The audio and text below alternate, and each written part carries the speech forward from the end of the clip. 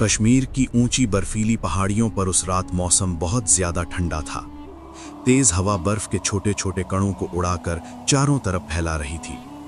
पहाड़ों के बीच स्थित भारतीय सैन्य चौकी पर तैनात जवान अपनी ड्यूटी पर सतर्क थे। कश्मीर की सीमा पर ड्यूटी करना बहुत कठिन माना जाता है, क्योंकि यहाँ दुश्मन, मौसम और पहाड़ी रास्ते तीनों से लड़ना पड़ता है। उस रात चौकी पर जवान अपने बंकरों में बैठे थे। कुछ जवान हथियार साफ कर रहे थे, कुछ रेडियो कम्युनिकेशन चेक कर रहे थे और कुछ चुपचाप सीमा की तरफ देख रहे थे। सैनिकों की जिंदगी में ऐसे शांत पल बहुत कीमती होते हैं, क्योंकि ये उन्हें अगले खतरे के लिए मानसिक रूप से तैयार करते हैं। बंकर के अंदर एक जवान चाय बना रहा था। सेना में चाय का बहुत महत्व होता है, क्योंकि ये सैनिकों को मानसिक थकान से राहत देती है। सैनिक अक्सर लंबे समय तक अपने परिवार से दूर रहते हैं, इसलिए छोटे छोटे सामान्य पल भी उन्हें मजबूत बनाते हैं। लेकिन उस रात शांति सिर्फ एक भ्रम थी। सीमा के दूसरी तरफ दुश्मन की गतिविधियां शुरू हो चुकी थीं। एक छोटी लेकिन प्रशिक्षित घुसपैठ टीम भारतीय सीमा की ओर धीरे धीरे बढ़ रही थी। इस बार उनका उद्देश्य सिर्फ हमला करना नहीं था, बल्कि भारतीय सेना की प्रतिक्रिया क्षमता को जांचना भी था। घुसपैठ करने वाले सैनिक बहुत सावधानी से पहाड़ी रास्तों और जंगलों की आड़ लेते हुए आगे बढ़ रहे थे। जैसे जैसे घुसपैठ टीम आगे बढ़ रही थी, मौसम और खराब होता जा रहा था। अचानक बर्फबारी तेज हो गई। बर्फबारी पहाड़ी युद्ध में बहुत महत्वपूर्ण भूमिका निभाती है, क्योंकि ये आवाज को दबा देती है और दुश्मन की पहचान करना मुश्किल हो जाता है। दुश्मन टीम ने इस मौसम का फायदा उठाकर अपनी गति तेज कर दी। वे चट्टानों और बर्फ की आड़ लेकर आगे बढ़ रहे थे। इधर चौकी पर जवान सामान्य बातचीत कर रहे थे।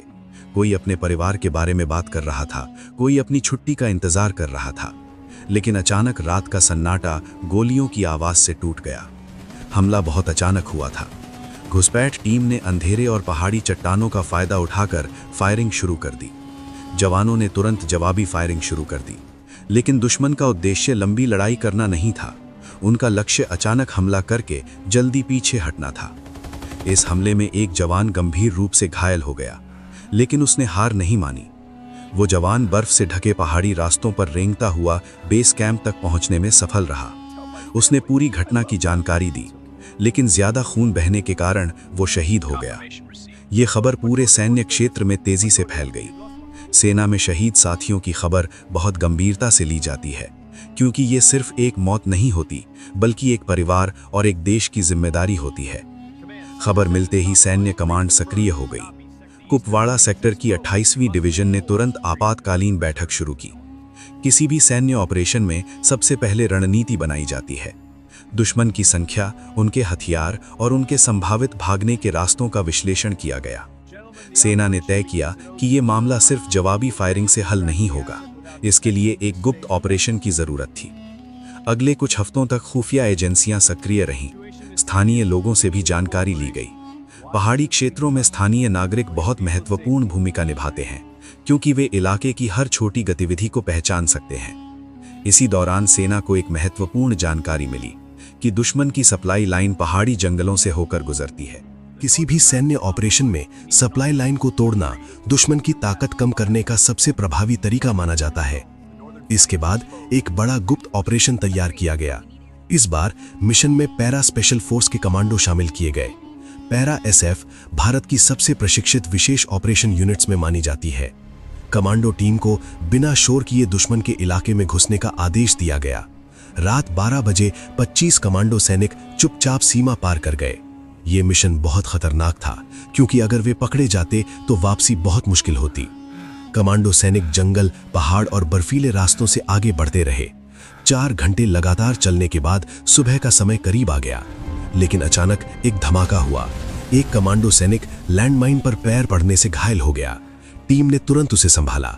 स्पेशल फोर्स ट्रेनिंग में सिखाया जाता है कि मिशन को हर हालत में पूरा करना होता है। घायल सैनिक दर्द सहते हुए भी खड़ा हो गया और मिशन जारी रखा। सुबह का समय सैन्य ऑपरेशन के लिए महत्वपूर्ण माना जाता है, क्योंकि उस समय दुश्मन की गश्त बदल रही होती है। कमांडो टीम ने किल जोन तैयार किया।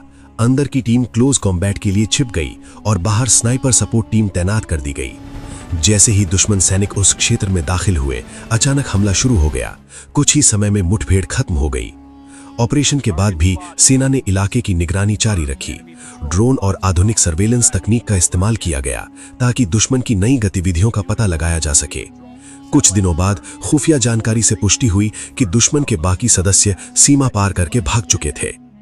इस पूरी कहानी का सबसे बड़ा संदेश ये था कि आधुनिक युद्ध सिर्फ हथियारों से नहीं जीते जाते, बल्कि खुफिया जानकारी, अनुशासन, प्रशिक्षण और टीम वर्क से जीते जाते हैं।